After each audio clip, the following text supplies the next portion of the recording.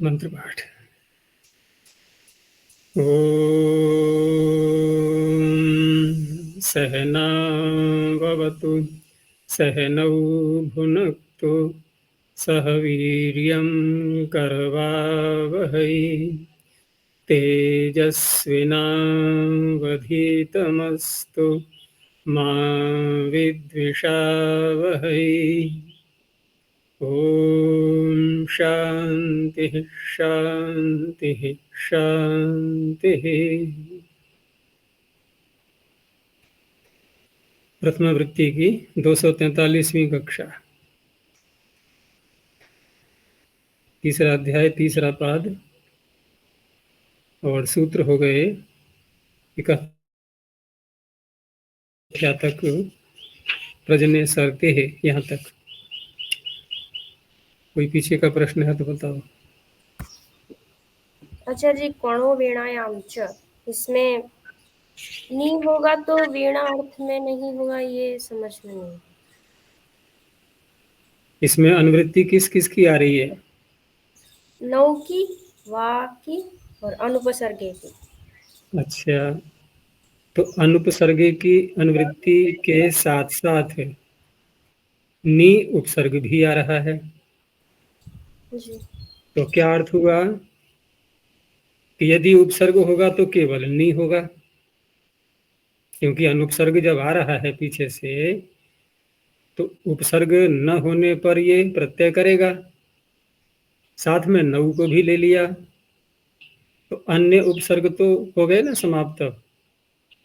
अर्थात अब दो स्थितियां हो गई कि या उपसर्ग यदि है तो केवल नी पूर्व रहते हुए, उपसर्ग नहीं है तो कोई बात ही नहीं है, तो क्वण शब्द बन ही जाएगा।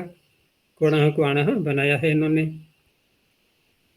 अच्छा, अब च के साथ में वीणायाम शब्द बोला, वीणायाम च कह करके ये वाक्य इतना अलग हो गया कि वीणा को कहने के लिए भी क्वण धातु से अप प्रत्यय होगा। अब वीणा को कहने के लिए पीछे जो हमने दो बातें देख ली कि उपसर्ग यदि है तो नी, नहीं है तो क्वणः क्वाणः, और वीणा अर्थ को भी कहने के लिए हमें बनाना है। तो वीणा अर्थ में यदि हम क्वणः क्वाणः का प्रयोग करने लगें, क्योंकि दो ही प्रकार के तो बन रहे हैं शब्द, या तो निक्वणः निक्वाणः अथवा क्वणः क्वाणः, इनमें से हम वीणा अर्थ को लेंगे। तो वीणा को कहने के लिए हम क्वणः क्वाणः यही तो कह पाएंगे फिर, या फिर निक्वणः निक्वाणः कहें। अच्छा, तो फिर लाभ क्या हुआ वीणा कहने का? ये तो दो शब्द बन ही गए, निक्वणः और क्वणः, ये तो दो शब्द बन गए। इन्हीं में से वीणा अर्थ हो जाएगा और अन्य अर्थ भी कोई संभव है तो वो हो जाएगा। ठीक है ना? तो वीणा कहना सार्थक कब होगा? वीणा कहना निरर्थक हो गया इस अवस्था में, क्योंकि यदि इन्हीं में से हम किसी शब्द को पकड़ते हैं तो वो तो बन चुके हैं, और उनको बनाने के लिए वीणा अलग से कहने की फिर आवश्यकता नहीं रहती, क्योंकि वहां पर किसी अर्थ का निर्देश नहीं है। जो भी अर्थ घट रहा है वहां घटा लो। तो वीणा अर्थ में अगर ये आ रहे हैं तो प्रयोग कर लो, तो वीणा कहना निरर्थक हुआ। तो वीणा कहना सार्थक कब हो पाएगा? कि हम नी उपसर्ग से अतिरिक्त अन्य किसी उपसर्ग को लाएं जो कि प्राप्त नहीं है। प्राप्त है केवल नी और उपसर्ग रहित अवस्था, और ये दोनों बन चुके हैं। तो किसी अन्य उपसर्ग को ला करके यदि हम बनाएंगे तब ये वीणा कहना सार्थक होगा। तो प्र लगा करके प्रयोग होता है इसका।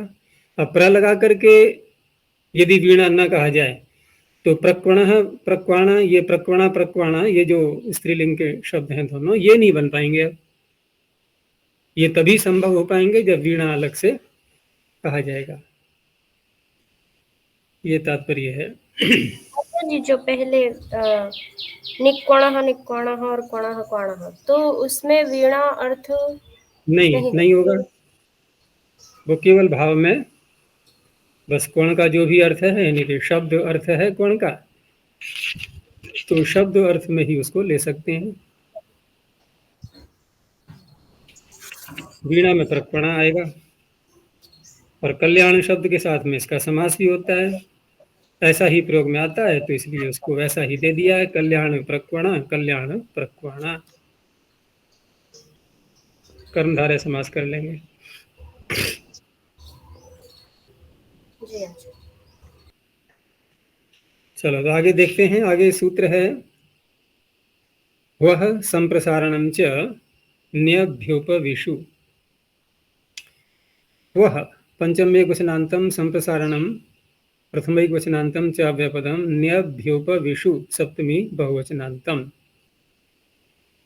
इसमें 4 उपसर्ग लिए गए हैं, नी, अभि, उप, वि।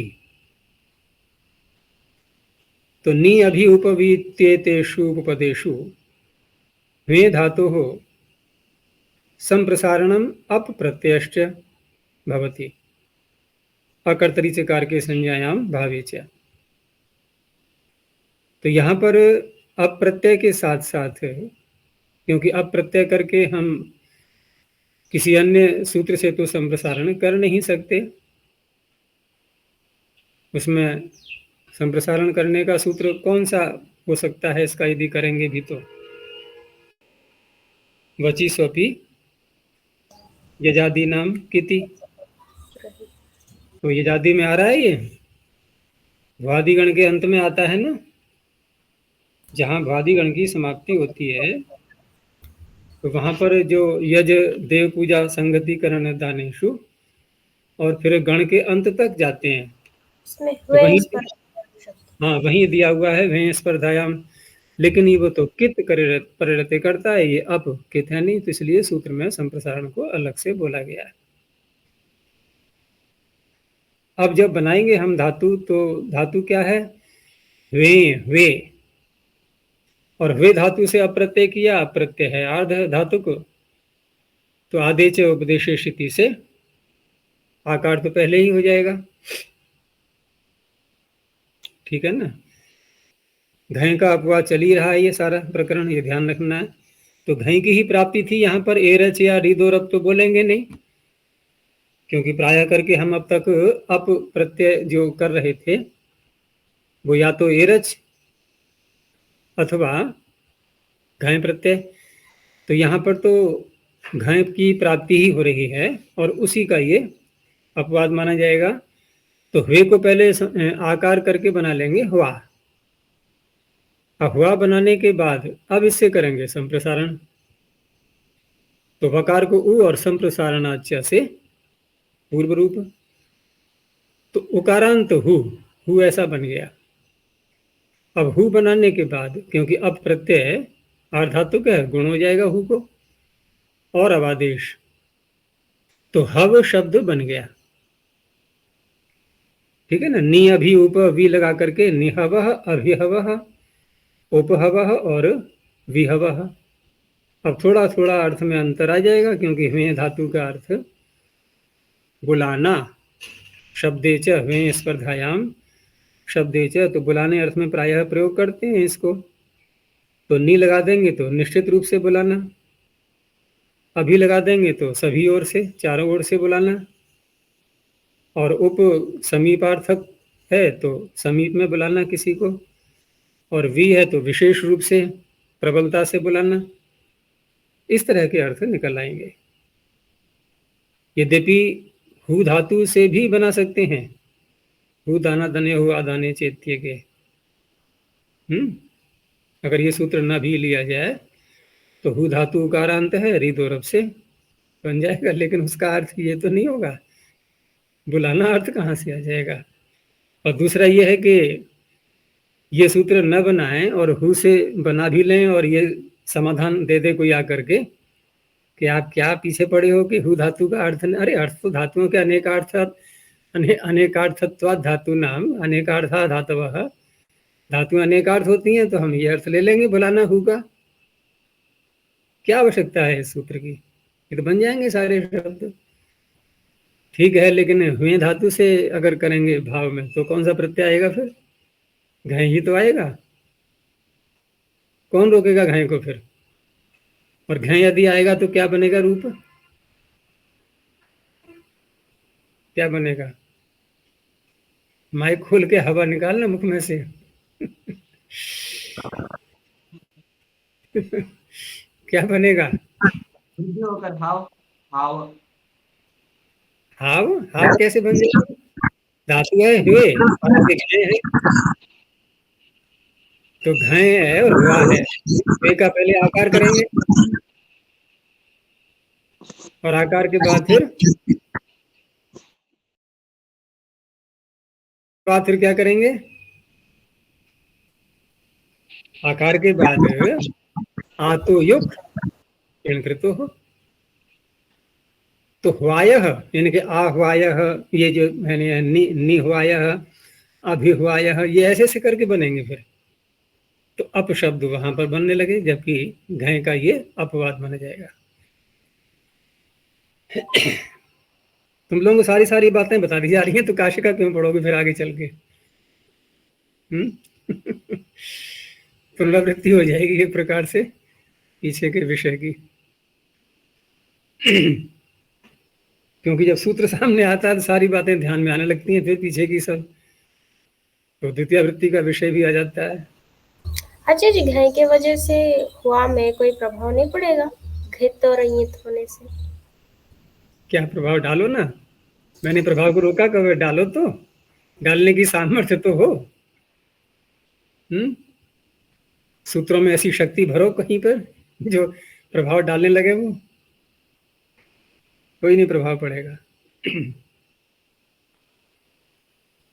वो स्वर संबंधी बात तो अलग है, लेकिन स्वरों पर इतना ध्यान नहीं देते हैं, क्योंकि लोक भाषा में चलता है सब। क्योंकि अब करेंगे तो अनुदात्तो सुप्पितो, घय करेंगे तो नित्या दिल नित्यम। तो अगर देखें, स्थिति देखें यहाँ पर, तो क्या बनेगा? जिसे घय करेंगे तो आदि धातु होता है ना, नित्या दिल नित्यम, तो आदि धातु होता है, तो घय तो उदात्त रहा नहीं। इधर हमने अप किया तो यहाँ भी ये उदात्त नहीं रहा, ये अनुदात्तु सुप्पितो से अनुदात्त रहा, और घय हो जाएगा अनुदात्तम पदमेक वर्जम से अनुदात्त। तो क्या अंतर हुआ? नहीं आया समझ में? भाई नित्यादिर नित्यम ने घय को तो उदात्त रहने नहीं दिया, तो अनुदात्तम पदमेक वर्जम।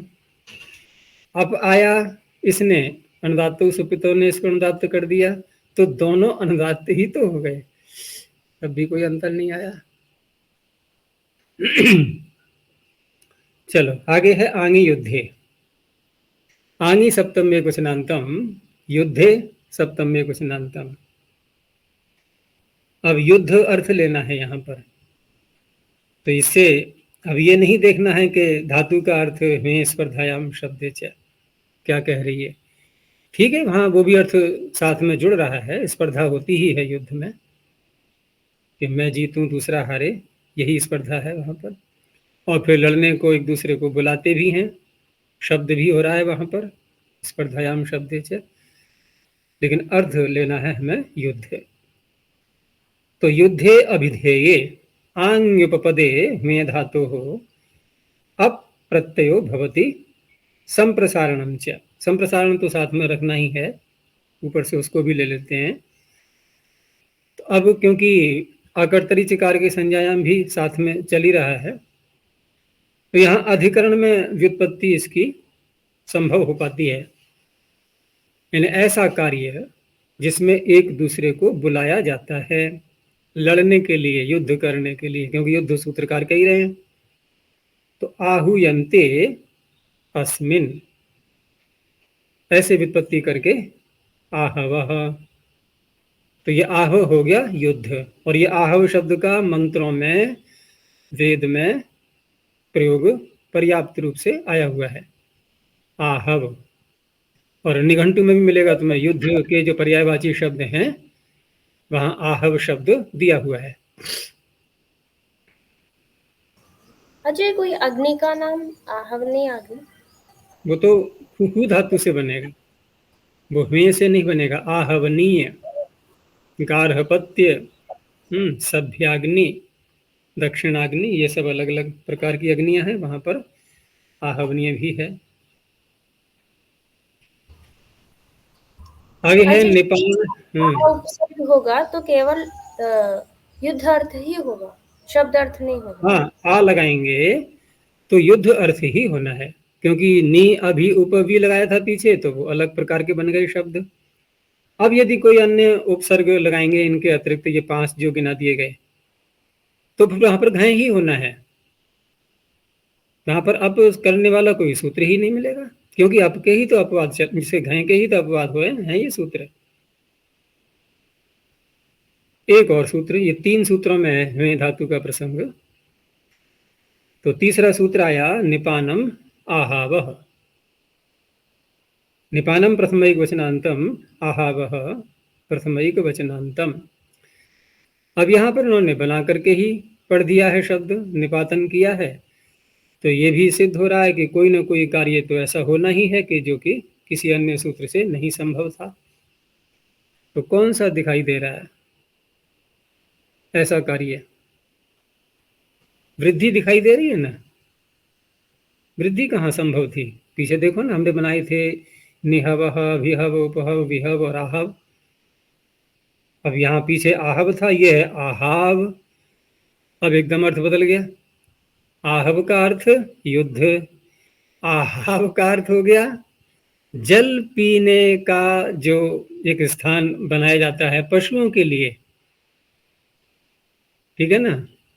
हिंदी में एक शब्द चलता है इसके लिए, यहाँ उत्तर भारत में उसको बोलते हैं चूर। चूर, पानी पीने के लिए जो बना लेते हैं कुंडी जैसी, तो चुर शब्द का प्रयोग होता है यहाँ। तो वही है ये आहाव।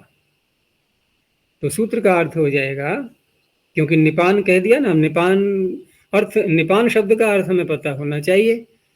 तो निपान में ल्युट प्रत्यय है, कर्णाधिकरण योश्च से अधिकरण में कर लेंगे कि निश्चित रूपेण पिबंती अस्मिन किम जलम इति निपानम। जिसमें निश्चित रूप से पशु जो हैं वो जल पीते हैं, तो वह कुंडी, वह स्थान जिसमें जल भरा हुआ है, जलाशय, उसे कहेंगे निपान। उसी को कहेगा ये आहाव शब्द। तो सूत्र का अर्थ हो जाएगा कि आंग पूर्वात भें धातु हो, अप्रत्ययो भवति संप्रसारणम वृद्धिश्च, निपाने अभिधेये। निपान अर्थ ही लेना है उसका। तो जो अर्थ निपान का है, जो अभिधेय निपान का है, वही होगा फिर आहाव का। तो आहाव का अर्थ में पूरा पता लग चुका है, अब तो व्युत्पत्ति भी करना सरल हो जाएगा। हम व्यापक रूप से उसको शब्द को खोल सकते हैं कि आहूयन्ते पशवः यस्मिन जलपानाय, जलपान करने के लिए जहाँ पर पशु बुलाए जाते हैं कि आ जाओ जल पी लो, तो वह जो कुंड है, जलाशय, उसे कहेंगे आहाव। इन्होंने हिंदी में अर्थ लिखा है इसका चबच्चा। ये कहाँ प्रयोग में आता है पता नहीं मुझे। यहाँ तो चुर बोलते हैं, तो हो सकता है उधर बनारस इत्यादि में, क्योंकि जिज्ञासु जी वहाँ रहते थे, क्योंकि प्रथम भाग तो उन्हीं के सानिध्य में बना हुआ है ये प्रथमावृत्ति का। तो हो सकता है वहाँ पूर्व, क्योंकि बनारस पूर्व दिशा में है ना, उधर के लिए तो भाषा में थोड़ा अंतर आ जाता है, वहाँ चपच्चा बोलते होंगे, या बिहार इत्यादि में बोलते होंगे, वहाँ का प्रभाव पड़ रहा होगा, बिहार पास में है ना, वहाँ से फिर मुगल सराय के आगे फिर बिहार शुरू हो जाता है, बनारस के आगे। अनमोल तो सारे विश्व में, क्या देश में भ्रमण किया हुआ है अनमोल ने। तो गए हो बनारस? नहीं कभी? देख लो। तो आगे है, अभी एक और सूत्र में है ये, आगे है भावे अनुपसर्गस्य। अब यहाँ और उलझन आ गई कि भावे भावे तो आ ही रहा था, ये भावे दोबारा कहने की क्या आवश्यकता पड़ गई?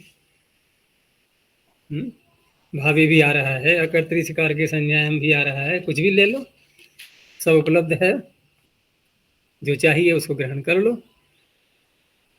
फिर भी यहाँ पर भावे जो कहा गया है तो स्पष्ट है, कोई संदेह की बात ही नहीं है कि यहाँ अकर्तरी चिकार के संज्ञायाम को नहीं लेंगे, केवल मात्र भाव। इसलिए दोबारा कहना पड़ा है, क्योंकि उन दोनों का जोड़ा बना हुआ है। तो केवल इसी सूत्र में ये रहेगा, अन्यत्र नहीं।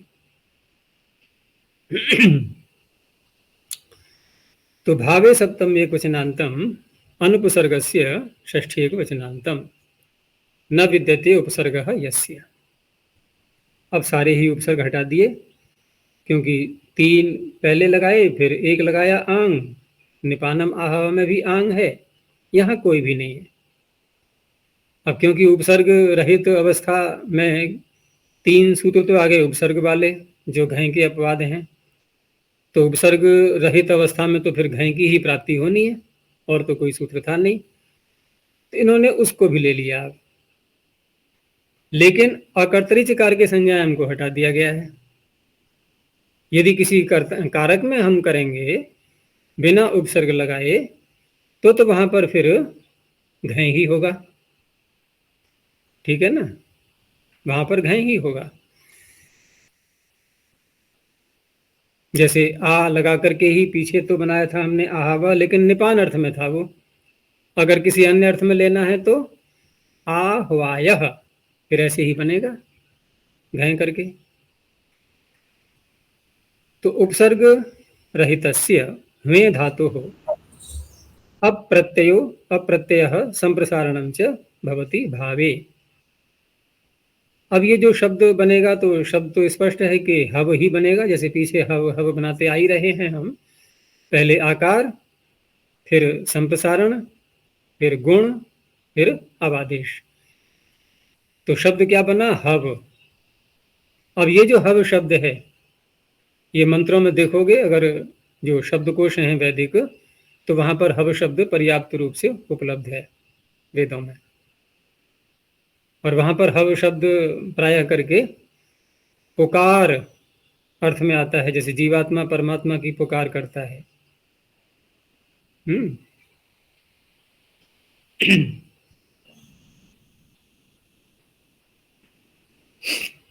तो इसलिए उसी का टुकड़ा दिया है कहीं का, ये हवे हवे सुहवम शूरम इंद्रम।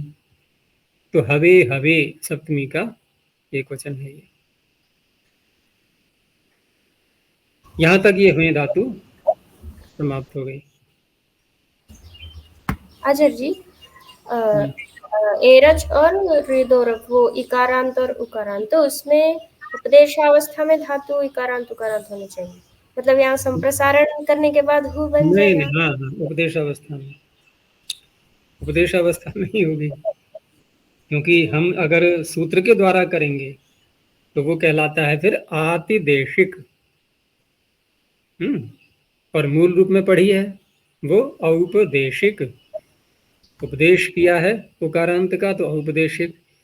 अतिदेश यानी किसी सूत्र के द्वारा निर्देश करके बना रहे हैं तो आतिदेशिक।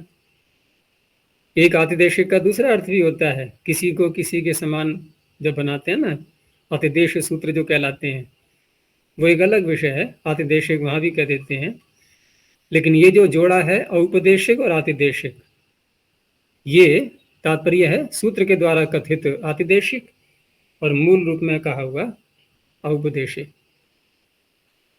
तो इसलिए इसका ग्रहण नहीं कर सकते। आगे हन धातु प्रारंभ हो रही है, और ये अनेकों सूत्रों तक चलेगा इसका प्रकरण। और ये सूत्र जहां तक हैं, ये है निघो निमित्तम, 87 संख्या तक। तो कितने सूत्र हो गए ये? 12 सूत्रों तक जाएगा ये हन धातु का प्रकरण। और इसको हम 3 भागों में बांट सकते हैं। पहला भाग तो कोई ज्यादा बड़ा नहीं है, इनके हन धातु को वधादेश, ये एक ही सूत्र में आ गया प्रकरण। पहले मैं बता देता हूं तीनों बातों के लिए। दूसरा फिर घन आदेश चलेगा हन धातु के स्थान पर, जैसे यहां तो कह दिया वध, और फिर हन के स्थान पर घन आदेश हो गया। अब घन आदेश जाएगा ये स्तंभे कच यहां तक। फिर हन के स्थान पर घ आदेश चलेगा, ठीक है ना, परौघा, ये एक ही सूत्र में है। तो 3 बातें तो ये अलग हो गई। जो आदेश के रूप में है, हन, घन और घ। चौथा जो है वो धातु मूल रूप में रखी गई है, लेकिन एक आदेश जो आंशिक रूप में है, पूरे के स्थान पर नहीं, वो आंशिक रूप में आगे आएगा। जैसे उपघ्ना में तो कोई आदेश नहीं किया है, मूल धातु जो कि त्यों रखी गई है, वो तो हो हन तिर निश लगा करके हम ह को घ करेंगे। वो कोई सूत्रकार यहाँ नहीं कह रहा है कि ह को घ करना है, वो तो हो ही जाएगा नियम के अनुसार, हो हन तिर निश, यानी कि मूल धातु ही रही। लेकिन आगे जो फिर दो सूत्र आ रहे हैं, संघोद्घौ और निघो निमित्तम, यहाँ पर हकार मात्र को घकार है, ठीक है ना, हकार को घकार करना। तो संपूर्ण रूप में देखें तो पूरा पूरा आदेश तो 3 भाग हो गए उसके, फिर मूल रूप में भी रही कहीं पर, और आंशिक आदेश भी हुआ घ के रूप में। ये सारा प्रकरण चलेगा इसमें। तो कुछ सूत्र तो इसमें सामान्य ही हैं और कहीं कोई विशेष भी आ सकता है, थोड़े थोड़े शब्द इसमें बनाए गए हैं। तो पहले आया हनश्च वधः, धातु वही है, अनहिंसा गत्यो हो, और हमें अर्थ करते समय ये दोनों बातें ध्यान रखनी है, हिंसा भी ध्यान रखना है और गति भी ध्यान रखना है, क्योंकि कई शब्द ऐसे आएंगे जो बिना गति का ध्यान किए हम भटक जाएंगे।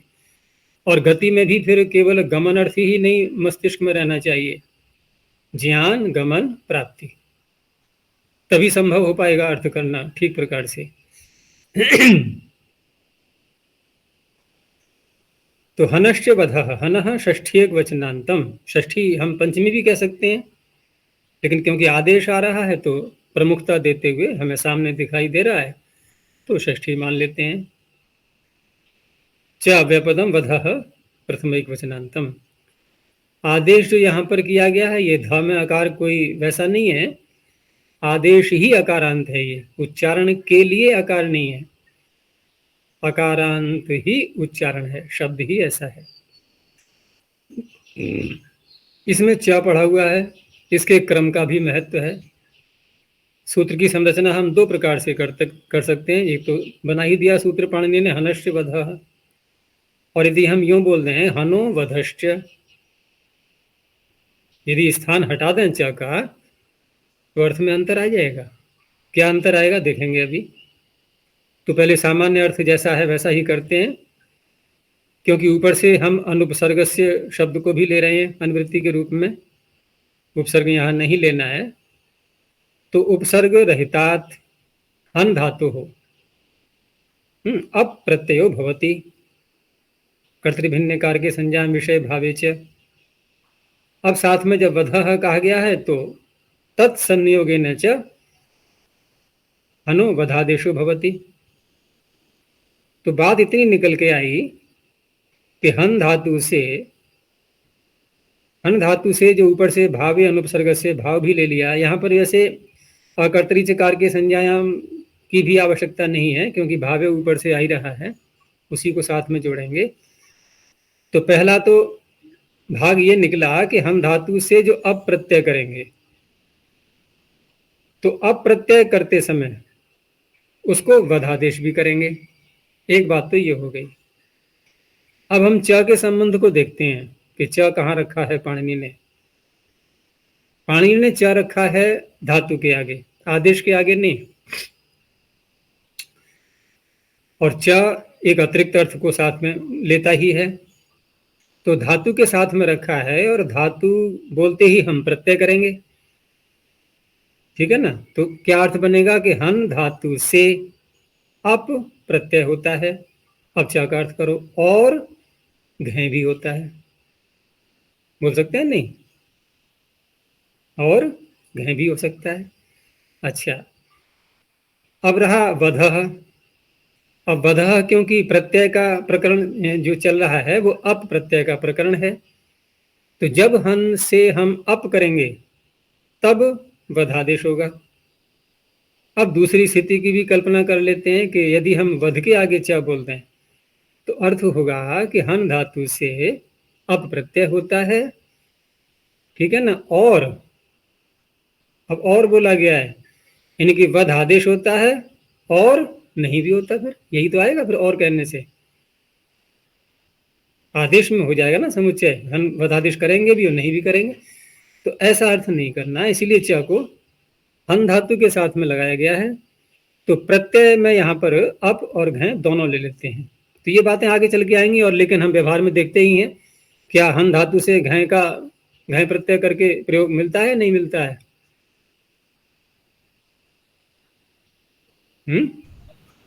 मिलता है। क्या? घात। हाँ, तो घात शब्द बहुत प्रसिद्ध है, विश्वासघात। अब घात शब्द में किसी वैयाकरण के सामने ये प्रश्न रख देना कि भाई हाँ, घात में घय प्रत्यय कैसे हुआ? वो कहेगा है तो भावे सूत्र। तो क्या उत्तर होगा कि हनस्य वधः, तो उसका अपवाद है कि उपसर्ग रहित अवस्था में आप प्रत्यय कर रहे हो, तो वहां तो अप्रत्यय कहा गया है, वध होना चाहिए, घात तो बनेगा ही नहीं। तो अगर ये च का ये केमिस्ट्री नहीं पता होगी तो वो उत्तर नहीं आ पाएगा। इसलिए घात और वध। लेकिन यहाँ पर हमें घात उदाहरण ऐसे रूप में नहीं लेना, ये तो द्वितीय वृत्ति का विषय बता दिया मैंने। यहाँ तो हम केवल यही रखेंगे कि हन धातु से अप्रत्यय होता है, उसके स्थान में वध आदेश हो जाता है।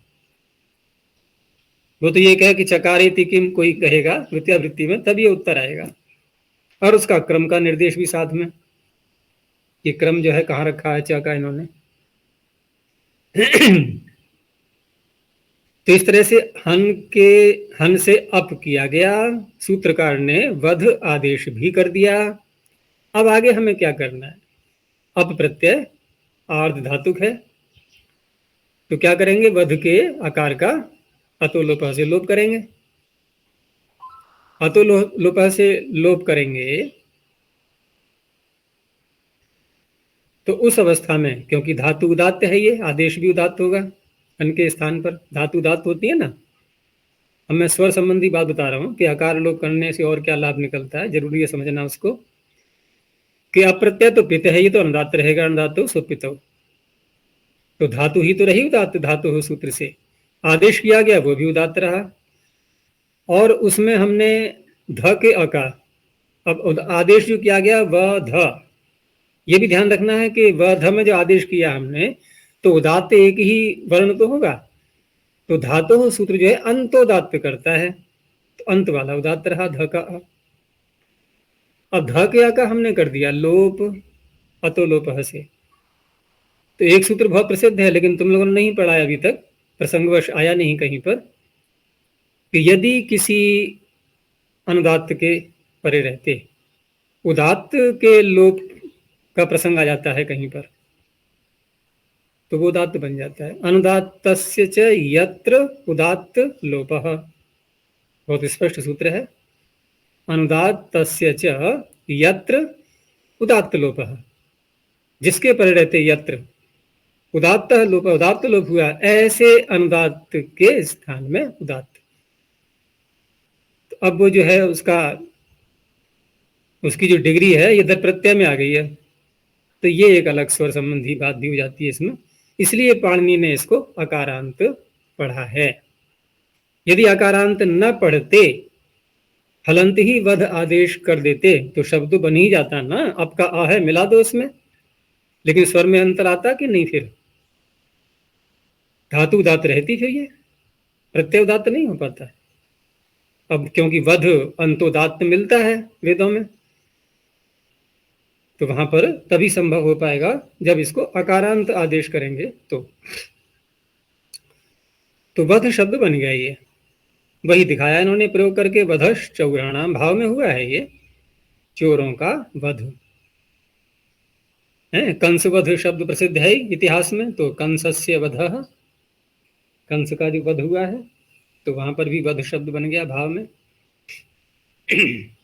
तो भाव में ही बनेंगे दोनों शब्द, ये वधश चौराणा में भी भाव में है और कंसस्य वधः में भी भाव में है।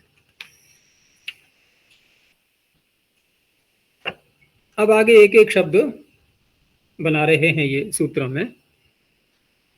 तो आगे आया मूर्तौ घनः, मूर्तौ सप्तम एकवचनांतम, घनः प्रथम एकवचनांतम।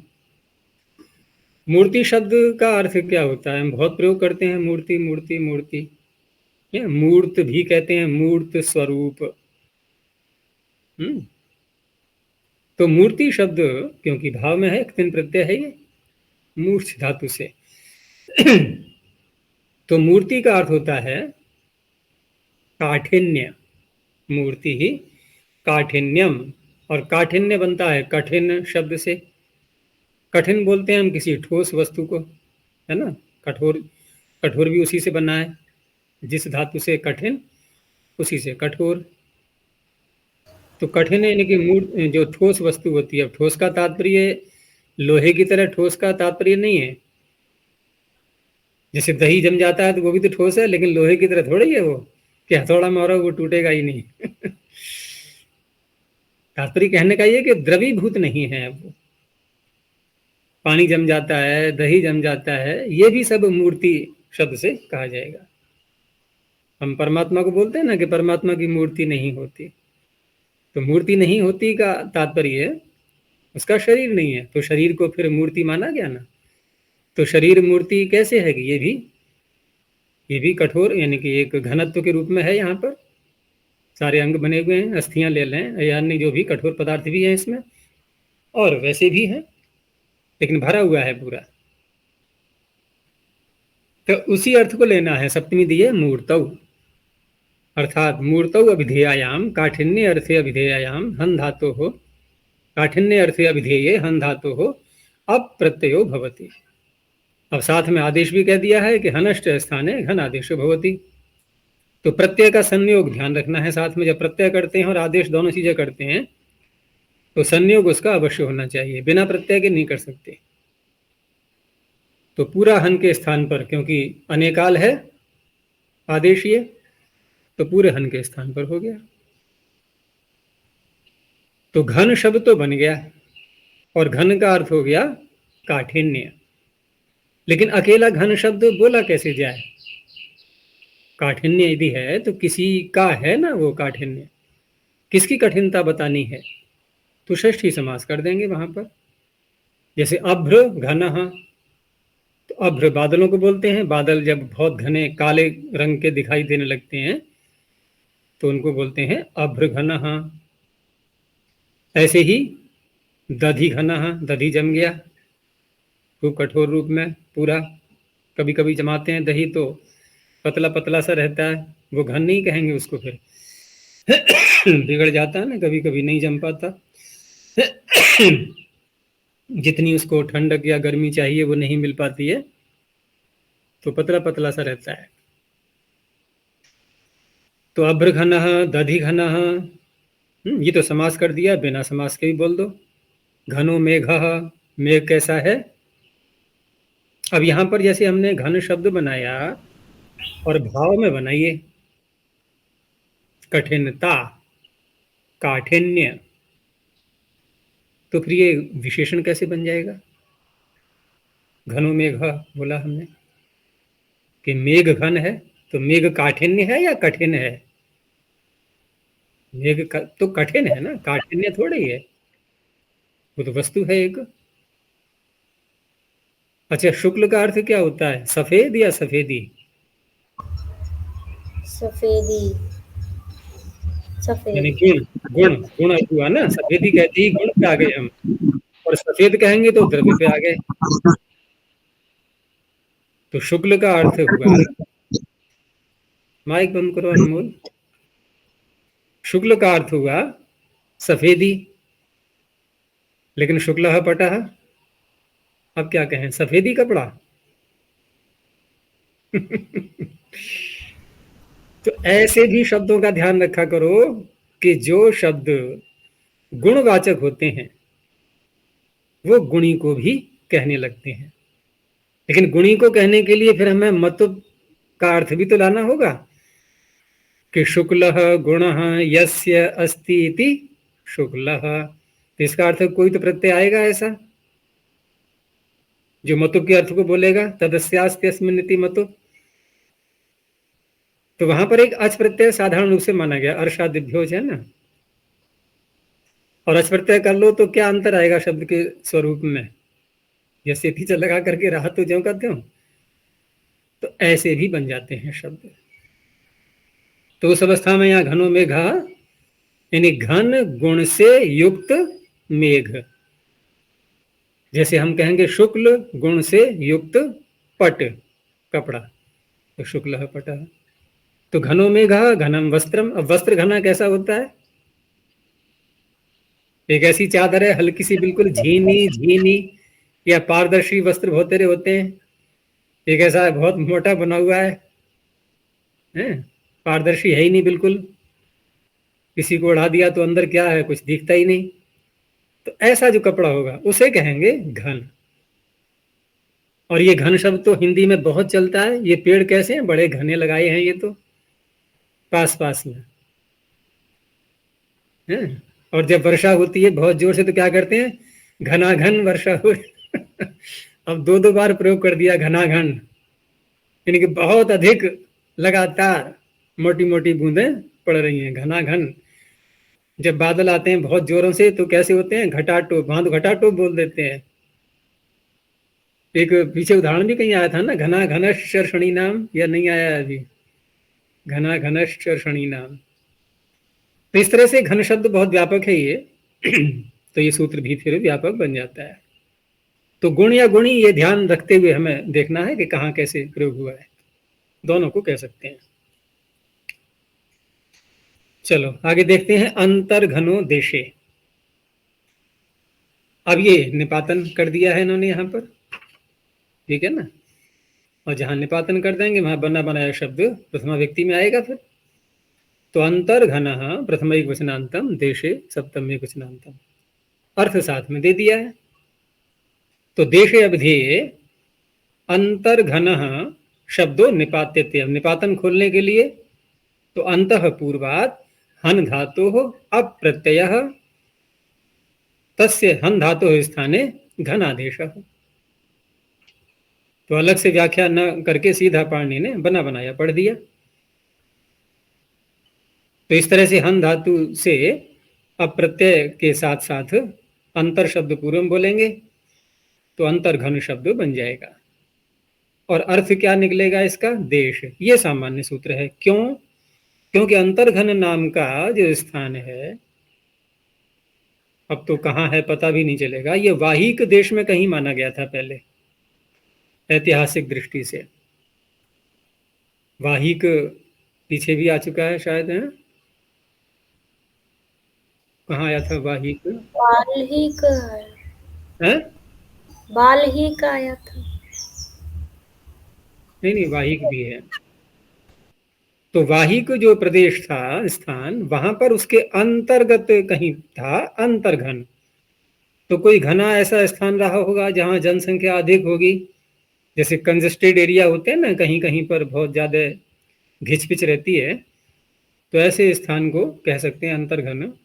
तो अब तो ये वर्तमान में कहीं कोई प्रयोग करने के लिए कहीं पर मिलेगा ही नहीं, कहाँ प्रयोग किया जाए, कहाँ देखेंगे इसको। तो ये देश अर्थ में ही आएगा, अंतर्घनो देश। अच्छा, यहाँ भी भावे या वाहिक में भ्यष्ट, हाँ ये उसमें आएगा, ठीक है। वाहिक वहां आएगा, विभाषोषी नरेशु, वाहिक ग्रामे भ्यष्ट है ना। और देशे ठे जहाँ प्रारंभ होता है चतुर्थ अध्याय में,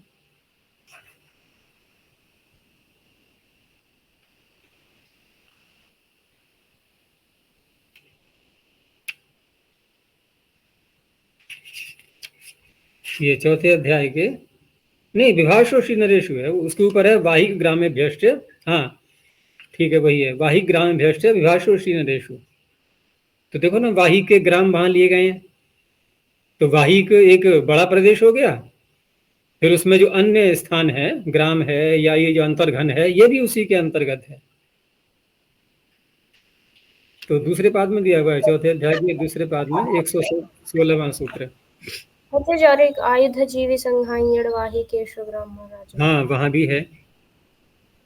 तो उस समय तो रहा होगा प्रसिद्धि को प्राप्त ये, लेकिन वर्तमान में अभी ये नाम सारे परिवर्तित हो चुके हैं, सब अलग अलग। अगला सूत्र देखते हैं, अगारिक देशे प्रघण प्रघाणश्च। इसमें दो शब्द बनाए गए और उनका बता भी दिया कि अर्थ क्या लेना है। अगारिकदेशे सप्तमैकवचनान्तं प्रघणः प्रथमैकवचनान्तं प्रघाणः प्रथमैकवचनान्तं च व्यापदम्। अगार कहते हैं घर के लिए, घर जहाँ रहते हैं हम लोग, गृह। और एक देश के साथ में समास करेंगे, एक देश में कर्मधारय करेंगे, एकश्च असुख देशः एक देशः। फिर अगार के साथ में षष्ठी तत्पुरुष, अगारस्य एक देशः अगारिक देशः। तो इसका अर्थ ये हुआ कि पूरा जो घर है बना हुआ, उसका एक छोटा सा भाग एक देश, उस अर्थ में ये दो शब्द बनाए हैं।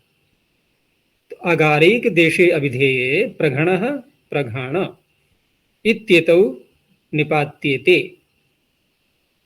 ठीक है ना। अब निपातन जो प्रकरण के अनुसार हम देख लेंगे, हन धातु का प्रकरण चल रहा है, तो और अप प्रत्यय है, तो अप प्रत्यय हन धातु और साथ में घन आदेश भी कर दिया गया उसको।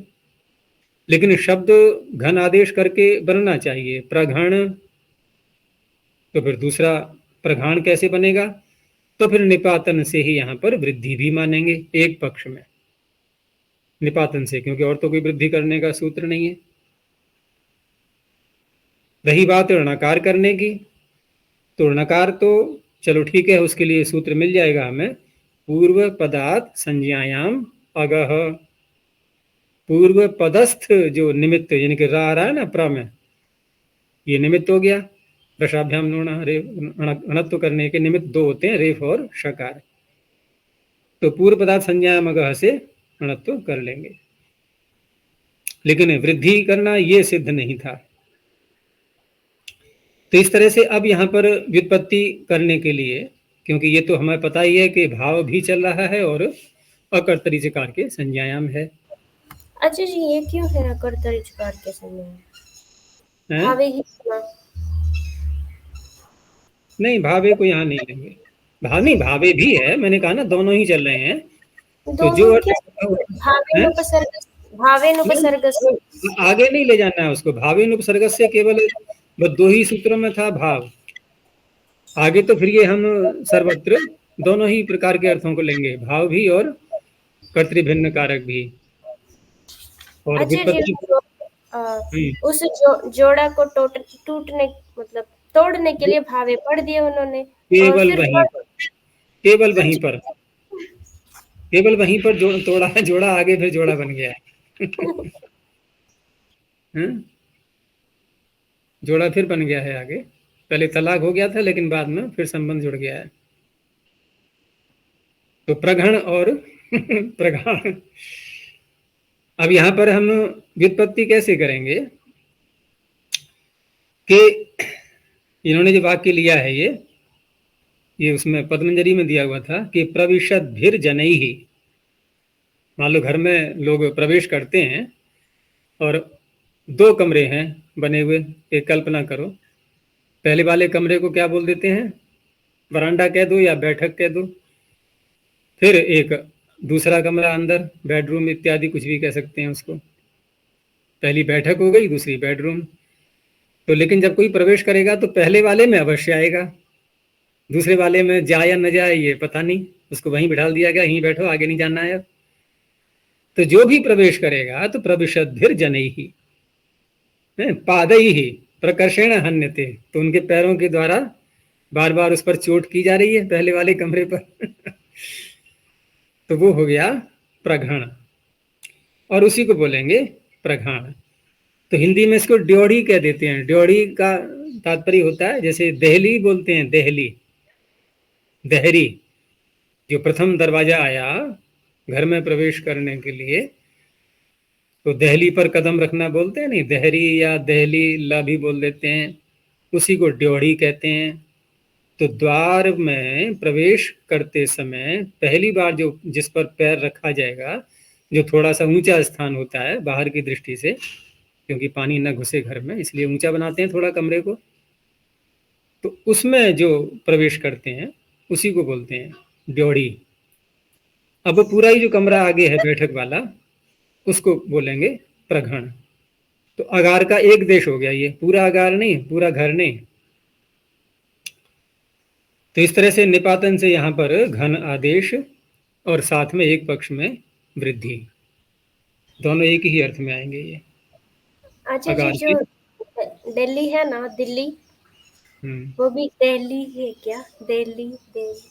हाँ, तो हो सकता है भाई, राजधानी है तो जो भी आता है सीधा वायुयान से आया या अन्यत्र कहीं आया, तो जो देश का मुख्य स्थान है वहाँ जाने जाना अनिवार्य बन जाएगा। कोई अधिकारी आएगा बाहर का तो अच्छा जी, दूसरे इंडिया देश गेट से है आएंगे। शायद, हैं? इंडिया गेट कोई है ना वहाँ, इंडिया गेट। इंडिया गेट भी इसीलिए कहते हैं उसको कि इंडिया का गेट है वहां पर। भारत में प्रवेश करना है तो दिल्ली, क्योंकि जितने भी आक्रांता, पीछे इतिहास उठा के देखो ना, आक्रांताओं ने धावा कहाँ बोला? सीधे राजधानी पर, दिल्ली पर। तो सब वहीं प्रमुखता रहती है, उसकी राजधानी मुख्य कहलाती है।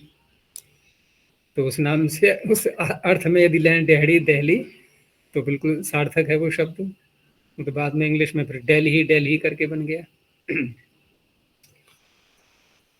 और इंग्लिश में हम देखते भी हैं, भले ही हम हिंदी में बोलते हैं दिल्ली, तो दिल्ली बोलते समय हकार का उच्चारण तो नहीं कर रहे हैं ना, लेकिन देहरी, देहली जब वैसे देखते हैं तो वहां पर ह आ रहा है, लेकिन इंग्लिश की स्पेलिंग में वहां पर एच को डाल दिया गया है। देखो, वो संकेत दे रहा है कि यस। हकार है यहाँ पर।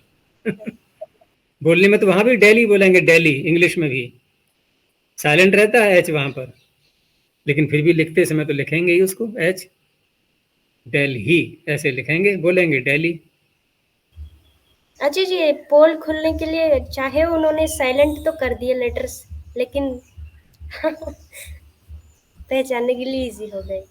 अब साइलेंट इसीलिए कर दिया कि हिंदी में बोल नहीं रहा है कोई, उनका ठीक है तो हिंदी के अनुसार बोल लो।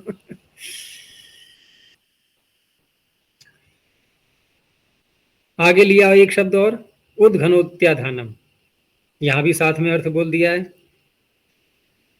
इसको यूं भी कह सकते हैं, जैसे पीछे आया था निपान महावह, तो कहीं कहीं पर अर्थ प्रथमा में ले लेते हैं, कहीं सप्तमी में, जैसे यहाँ अगारी के देशे। इसको यूं भी कह सकते हैं अगारी के देश प्रघण प्रघाणश्च, तो ये भी शैली ध्यान रखना होती है। तो उद्घने भी कह सकते हैं और उद्घना भी, नहीं अत्याधान, अत्याधाने भी कह सकते हैं और अत्याधानम, ये अर्थ ले लिया इसको। तो उद्घन प्रथमैक वचनांतम, अत्याधानम प्रथमैक वचनांतम। अब हमें अत्याधान को समझना होगा क्या है ये, तभी उद्घन का अर्थ पता लगेगा। तो अति, आधान, अत्याधान।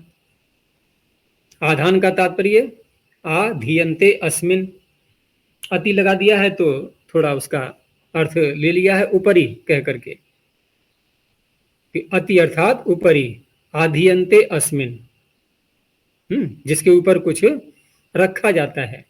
अब कुछ में भी यहाँ पर कोई ऐसा नहीं है कि कुछ भी ले लें हम, यहाँ काष्ठ अर्थ ही लेते हैं, यानी अति ऊपरी, आधीयन्ते अस्मिन काष्ठानी, ठीक है ना, और कोई वस्तु नहीं। तो जिस पर काष्ठ रखा जाता है ऊपर, आधीयन्ते, धा धातु है ना, तो काष्ठ रखा जाता है। तो जैसे देखा होगा कि हम जब किसी लकड़ी को काटते हैं कुल्हाड़ी से या अन्य किसी यंत्र से, तो नीचे एक लकड़ी और रखते हैं। अगर नहीं रखेंगे तो जिससे हम काट रहे हैं उसकी धार नीचे, यदि ईंट आ रही है, पत्थर आ रहा है, तो उस पर लगेगी जाकर के, वो धार खराब हो जाएगी। और लकड़ी के नीचे एक लकड़ी और रखी है तो वो धार बिगड़ेगी नहीं उसकी। लकड़ी पूरी कटने के बाद वो धार फिर लकड़ी पर ही रहनी है नीचे, तो उसे कहते हैं अत्याधान। ठीक उसी को कहेगा उद्घन शब्द। तो बढ़ई जो कारपेंटर होते हैं, वो लकड़ी को छीलते समय एक मोटी सी लकड़ी रख देते हैं नीचे। वो गोलाकार में भी हो सकती है, उसके गोलाकार का तात्पर्य एक तरफ से गोल और एक तरफ से समतल, यानी कि दो ओर से समतल और साइडों से गोल। पूरी गोल होगी तो लकड़ी टिक नहीं पाएगी उसके ऊपर, गेंद की तरह रख देंगे तो। ऐसे ही लोहार भी जो लोहे का काम करते हैं, अगर किसी लोहे को कूटना है तो नीचे एक और होता है ना मोटा सा लोहा, क्या बोलते हैं उसको? घन। अयोघन आएगा आगे। करण यो विदृशु आ रहा है धीरे धीरे, वो अयोघन कहलाता है।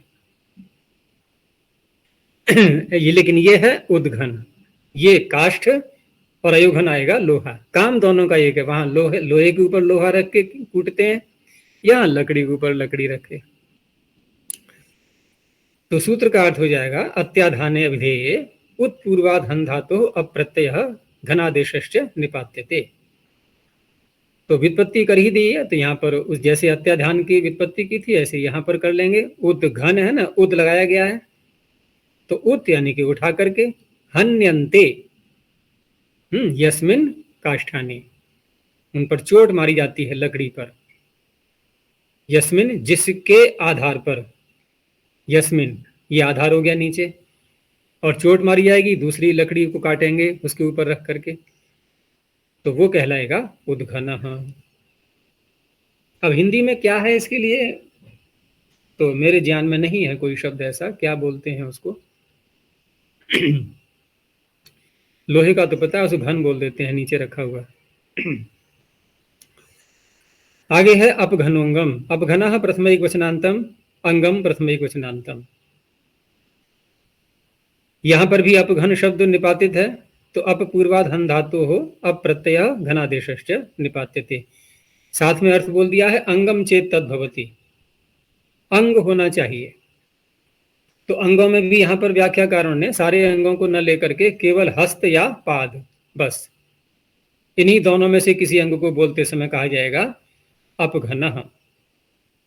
तो यहाँ पर व्युत्पत्ति किस तरह से करेंगे, कर्तृभिन्न कारक में निकरण में कर लेंगे। अपहन्यते अनेन, जिसके द्वारा अपहनन किया जाता है। तो अपहनन में यहाँ पर अगर हम गति अर्थ लेते हैं तो पैरों में लगा सकते हैं, अपहन्यते अनेन, जिसके द्वारा गति की जाती है, पैर हो गया।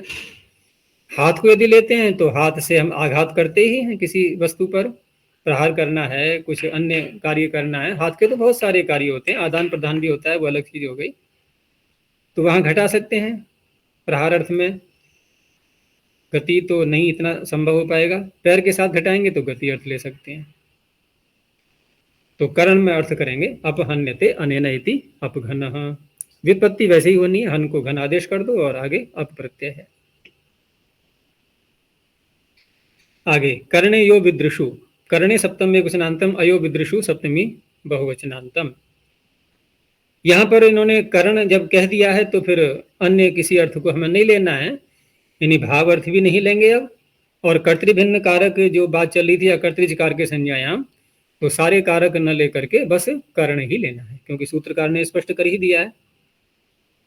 तो कर्णे सप्तम एकवचनांतम, अयो विदृषु सप्तमी बहुवचनांतम। 3 शब्द हैं इसमें, अयस, वी और ध्रुव। अयस तो लोहा होता ही है, प्रसिद्ध शब्द है ये, और ध्रुव एक वनस्पति का नाम है। लेकिन यहाँ वनस्पति से तात्पर्य है एक उसको व्यापक मानते हुए सभी प्रकार के काष्ठों को ले लेंगे फिर ध्रुव शब्द से। तो अयस, वी, ध्रुव इत्येतेषु उपदेषु हन धातु हो अप्रत्ययो भवति कर्णे अर्थे, कर्णे कारके। हनः स्थाने घनादेशश्च, यहाँ निपातन नहीं है कोई भी, प्रत्यय करना है हमें, इसलिए व्युत्पत्ति करते समय कर्ण में ही दिखाएंगे अब सर्वत्र। तो अयः हन्यते अनेन, लोहा जिससे कूटा जाता है। देखो पीछे जो था ना उद्घन शब्द, वो तो था आधार के रूप में, आधार नीचे वाला, लकड़ी ऊपर और होती थी, उसको नहीं कहा गया अयोघन उद्घन। लेकिन यहाँ पर अयो हन्यते अनेन, जिसके द्वारा लोहा कूटा जाता है, तो ठीक है नीचे हम कुछ रखें या न रखें, अब ये यहाँ पर अनिवार्य नहीं है, नीचे रख करके भी कूट सकते हैं और बिना रखे भी। लेकिन जिससे कूट रहे हैं, जिससे प्रहार कर रहे हैं, वो कौन है? हथौड़ा, जो हाथ में पकड़ा जाता है। हथौड़ा शब्द हथ आ रहा है ना, हथ, हथ, हाथ, उसी को हथौड़ा कह देते हैं हिंदी में। तो वो तो हो गया अयोघन, नीचे वाला केवल घन बनता है बस। ऐसे ही विशेषण वी लगा दिया है, अर्थ वही निकलेगा। विशेषण हन्यते अनेन इति विघनः, वो भी हथौड़ा हो गया। लेकिन ध्रुव क्योंकि वनस्पति का वाचक बन जाता है, काष्ठ का वाचक बन जाता है, तो वहां पर भी कर्ण में व्युत्पत्ति करेंगे, इनके द्रुर हन्यते द्रुह, द्रुह ध्रुव ध्रुव है, ऐसे करके रूप चलाएंगे। तो द्रुर हन्यते अनेन इति द्रुघनः। काष्ठ जिससे,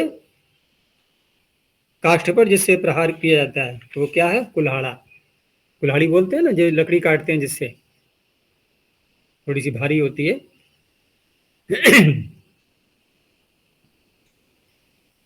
तो इस तरह से ये बन गए दोनों शब्द। तीन तीन हो गए इसमें, अयोघन, विघन और द्रुघन। द्रुघन कहीं कहीं पर णकार भी प्रयोग में मिलता है, द्रुघण ऐसे करके। तो द्रुघण भी हम ले सकते हैं, यहाँ तो नहीं दिया है इन्होंने, कहीं कहीं पर उपलब्ध होता है। चलो इतना ही रखते हैं, समय हो गया है अब, कल देखेंगे अब। प्रणव ध्वनि। ओ